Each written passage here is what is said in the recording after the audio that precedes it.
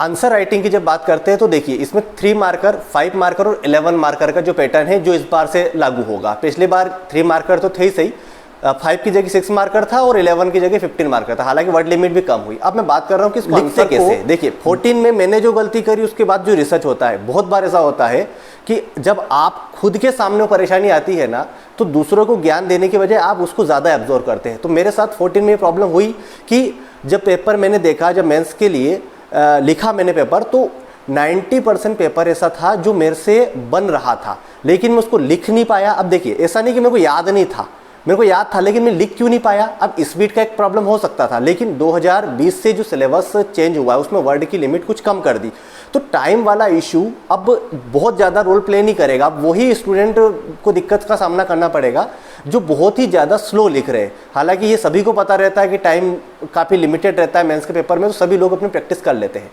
पहले इस एग्जाम्स में मैं कंपेरेटिवली बता रहा हूँ कि 2019 से पहले जो भी सिलेबस 2020 से अप्लाई किया, उससे पहले एमपीपीएससी की जो मेंस की स्ट्रेटेजी थी वो पूरा गेम था स्पीड का।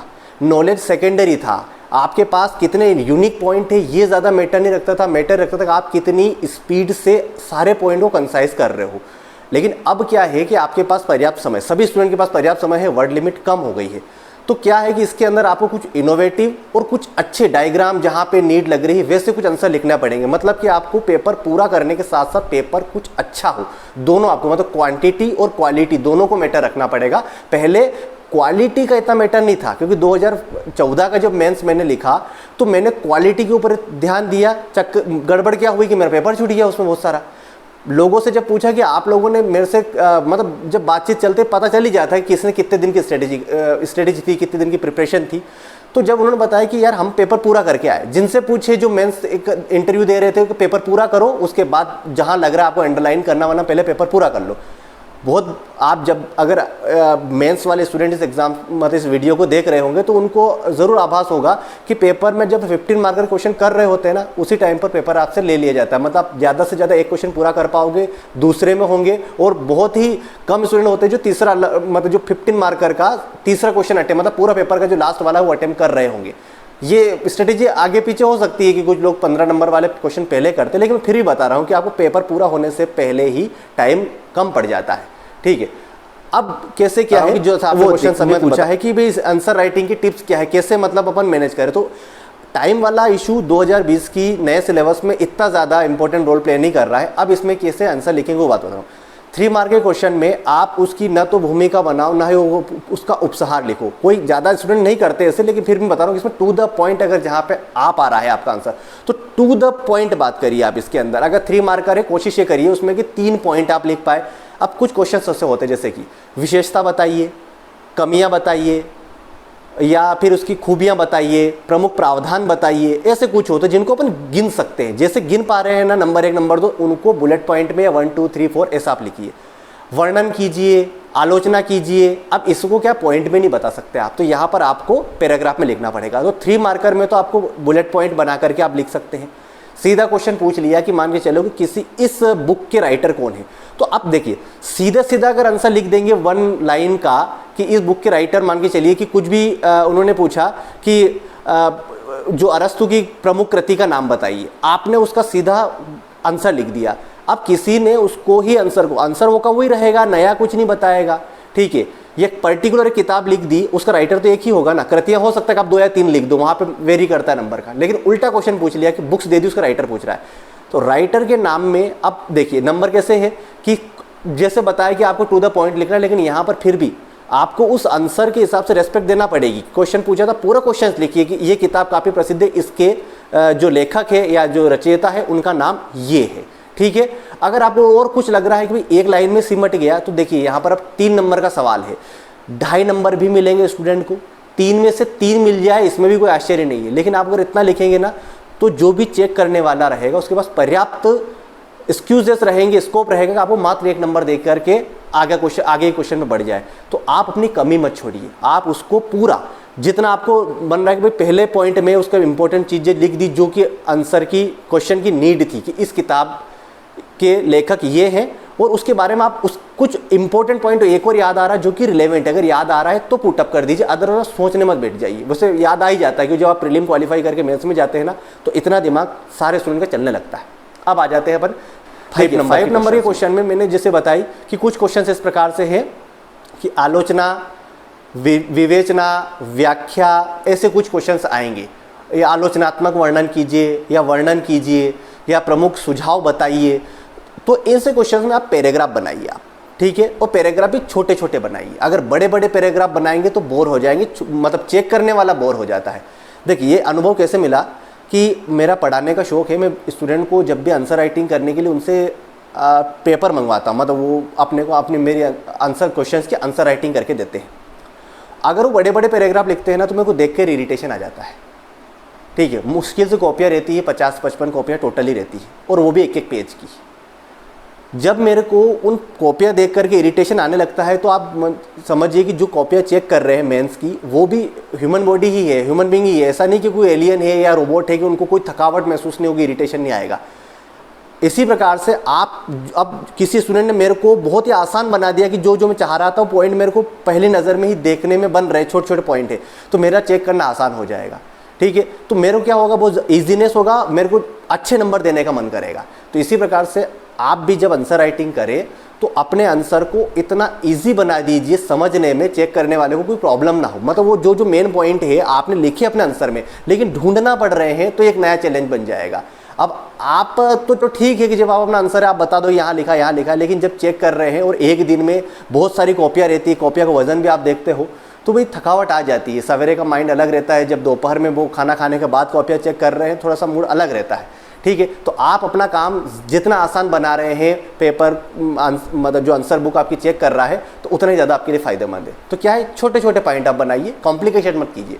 और अगर ऐसे क्वेश्चन आ रहे हैं कि प्रमुख विशेषता बताइए, प्रमुख प्रावधान बताइए, प्रमुख कमियां बताइए, कुछ सुझाव बताइए, जैसे कि उनको आप बुलेट पॉइंट पे लिखिए, ठीक है ना। दोनों आंसर क्लियर हो गया कि भाई वर्णन करने वाले को अलग प्रकार से लिखना है, और जो बुलेट पॉइंट जिनके बन पा रहे हैं उनको पॉइंट में लिखना है अपने को, ओके। अब आ जाते हैं 15 मार्कर में।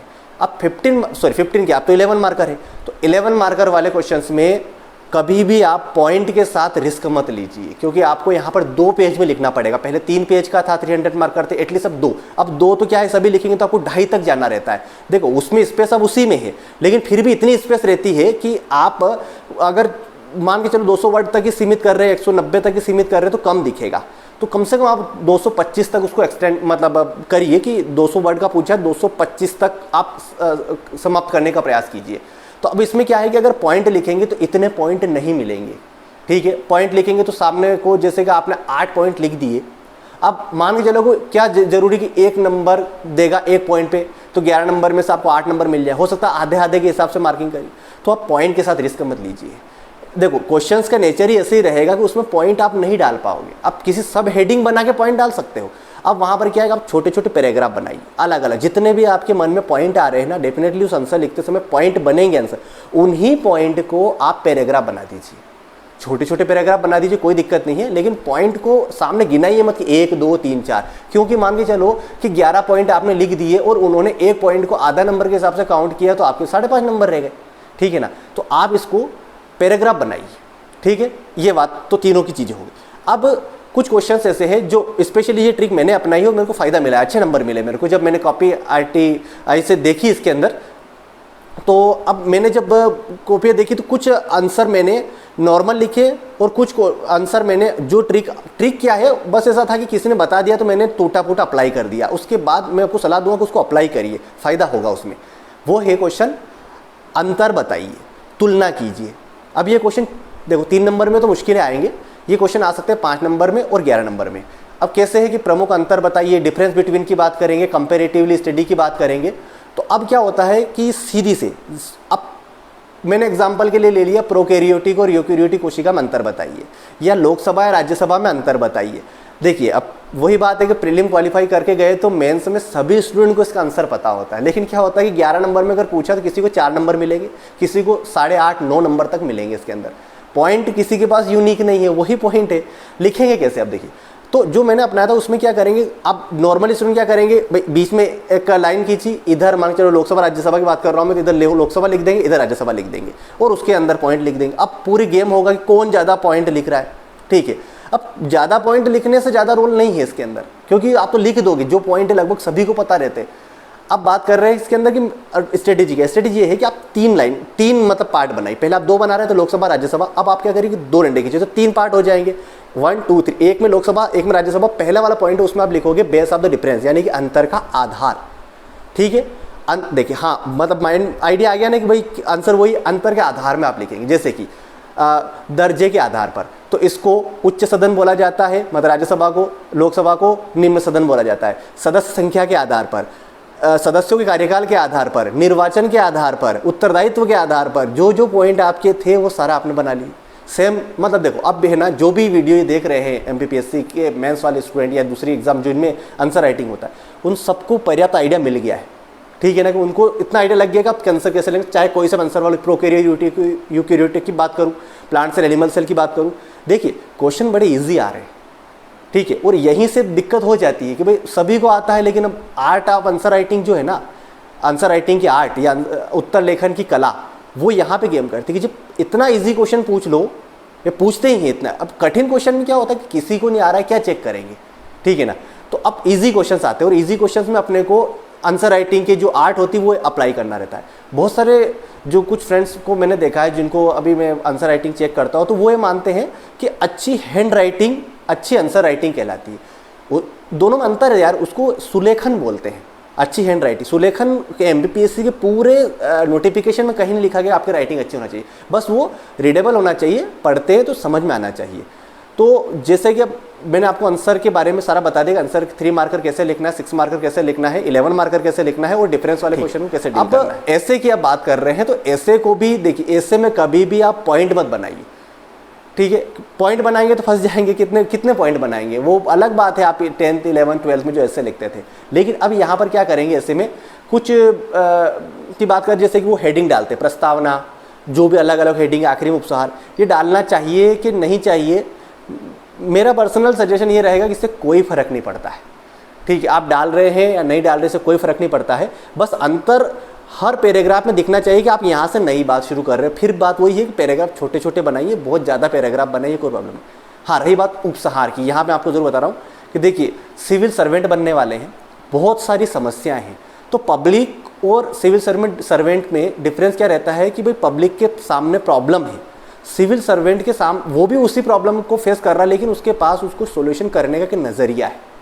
तो आपको अपनी ऐसे में या जो भी आंसर 11 मार्कर के पूछे तो एक ऑप्टिमिस्टिक एंड लिखना है, आशावादी उसका अंत देना है, ठीक है। कुछ नहीं हो सकता है देश का, सभी भ्रष्टाचारी हो गए, ये तो भाई आम जनता और आप में फ़र्क क्या रहा फिर, ठीक है। आपको आशावादी अंत लिखना है, इसके अंदर अति आशावादी नहीं लिखना है कि भाई एक दिन निश्चित सोने की चिड़िया बन जाएंगे, ये हो जाएगा वो हो जाएगा, ये रे भाषण नहीं देना है अपने को। आशावादी अंत भाई हर समस्या का एक एंगल, जब आप न्यूज़पेपर पढ़ते हैं PSC की तैयारी करने के दौरान, मेंस के लिए अच्छी अच्छी किताबें पढ़ते हैं और नो डाउट आप 4th पेपर में थिंकर पढ़ते हैं, उन थिंकर का कोट करके यहाँ लिखेंगे तो बहुत अच्छे आपको नंबर मिलेंगे। उन थिंकर का यूज़ यहाँ पर भी आपको याद आ जाएगा कौन सा थिंकर कहाँ करना है, इसकी प्रैक्टिस जरूर कर लेना एक बार आप, ठीक है। इतना ही है इसी वीडियो में, वो नेक्स्ट वीडियो में कवर करेंगे। Thank you very much.